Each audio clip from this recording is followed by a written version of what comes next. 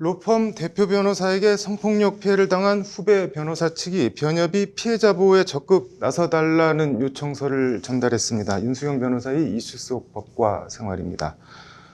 윤 변호사님, 사건 내용 간략하게 다시 볼까요? 네, 그 서초동 한 로펌의 대표 변호사였던 네. 40대인 A씨는요. 네. 지난해 그 초임 변호사인 후배 B씨를 네. 여러 차례 성폭행하고 추행한 혐의, 네. 그 업무상 위력에 의한 간음 등으로 고소되어서 네. 약 5개월간 경찰에서 수사를 받던 중에 네. 지난달 26일 자신의 사무실에서 숨진 채 발견됐다고 합니다. 네. 경찰이 기소 의견으로 검찰의 송치를 앞둔 시점에서 네. 타살 혐의점은 없었고 음. 현장에서는 유서가 발견된 것으로 전해졌습니다. 네. A씨는 피해 변호사인 B씨가 네. 변호사 시험에 합격한 뒤에 이른바 그 수습 변호사로 네. 채용을 했는데요. 네.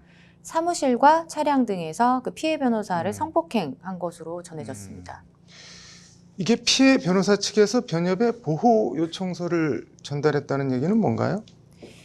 그 피해자 B씨의 네. 법률 대리인인 성폭력 피해 전문 이은희 변호사가 어제 말한 바에 따르면 네. 그 법조계 등에서의 네. 2차 가해가 심각한 수준이다라고 네. 하면서 추가 피해를 막을 수 있도록 피해자 보호 조치를 강구해달라라고 하는 A4 용지 10장 분량의 공식 요청서를 변협에 제출했다고 합니다. 네.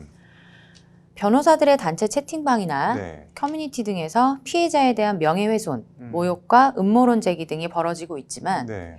피해자는 자신의 신분을 노출할 수 없어서 이의를 제기하지 못하고 있다라는 것이 그 이은희 변호사의 설명입니다. 네.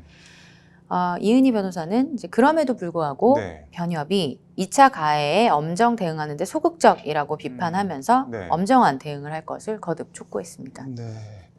이게 가해자가 사망했는데 그럼 수사는 어떻게 되는 건가요?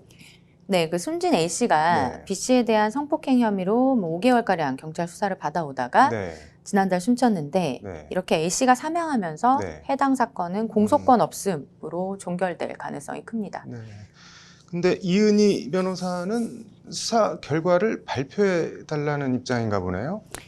네, 맞습니다. 그 이 변호사에 따르면 네. 그 2차 피해 근절은 물론 네. 향후에 네. 유사 사건 예방이나 자유로운 문제 제기를 위해서 네. 변협 차원에서 경찰 등 수사기관이 수사 결과를 발표하도록 촉구해달라라고 네. 요구를 했습니다. 네.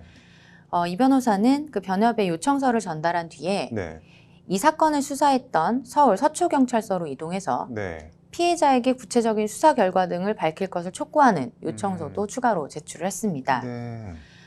이 변호사는 네. 피의자가 사망해서 네. 사건이 공소권 없음으로 기결된 것과 네. 사건 수사가 중단되거나 결과가 함구되어서 음. 피해 실체가 규명되지 않는 것은 전혀 다른 문제라고 강조를 했습니다. 네. 그러면서 이제 피의자가 살아 있었다면 네. 피해자가 응당할 수 있었던 내용과 판단을 알지 못하게 되는 것은 온당하지 않다라고 하면서 네. 사건이 검찰에 송치될 경우에 검찰에서 수사 결과를 피해자에게 알려야 한다라고 네. 수사 결과를 공개할 것을 거듭 촉구했습니다. 이게 피해 변호사 본인 반응이나 입장은 나온 게 있나요? 네, 그 피해 변호사의 경우에는 네. 그 2차 피해 등을 우려해서 본인이 직접 나서지는 못하고 있는데 네. 이 변호사를 통해서 밝힌 입장문에서 저는 법률이 보장하는 절차에 따라 가해자를 형벌에 처하기 위해 고소했는데 네. 순식간에 사람을 죽인 꼴이 돼서 이중의 피해를 보고 있다라고 호소를 했습니다. 네. 이게 언론 보도로 관련 내용이 알려졌는데 뭐 수사나 재판을 통해 법적인 처벌을 받는 것과는 별개로 이렇게 피해자 쪽에서 특히 변호사가 이런 피의 사실을 이렇게 뭐 유출을 해도 되는 거냐라는 뭐 지적도 일각에서는 있는 것 같은데 뭐 이은희 변호사가 이거에 대한 뭐 입장 같은 거를 밝힌 게 있나요?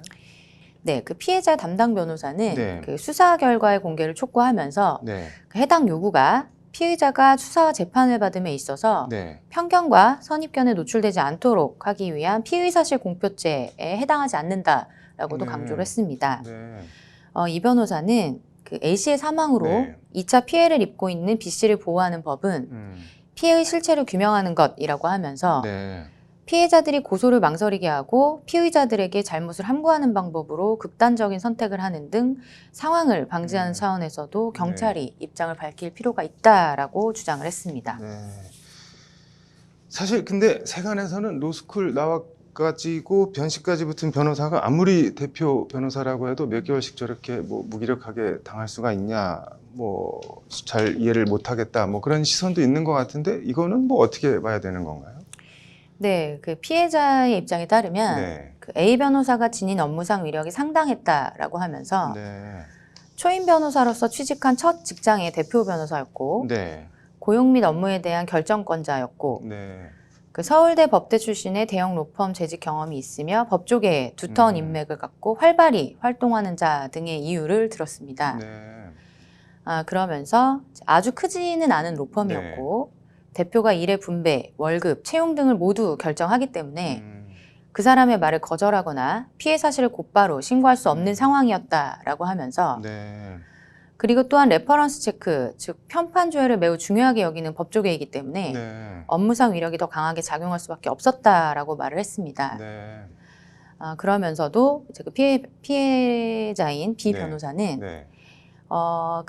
여전히 많은 여성 변호사들이 법조계에서 어려움을 겪고 있는 것으로 안다. 네. 그들이 나도 피해를 입었다라고 나서길 바라는 마음에 제 피해 사실을 언론에 알려야겠다고 생각했다라고 말을 했습니다. 네.